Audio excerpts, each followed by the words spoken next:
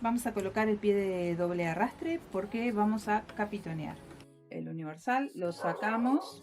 Este pie tiene un brazo, el cual tiene que ir encajado sobre esta pieza que tiene la máquina, que es la que sostiene la aguja, donde vos cuando cambias la aguja aflojas acá. Bueno, sobre esa pieza tiene que ir enganchado este bracito, porque ¿qué pasa? Esto se mueve junto con la aguja. Sacamos el tornillo que lo sujeta,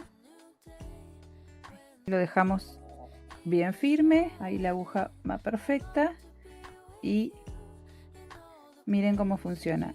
Arrastra la tela, la arrastran los dientes de la máquina, arrastran la tela y a su vez estos dientecitos que tienen los empujan también hacia atrás.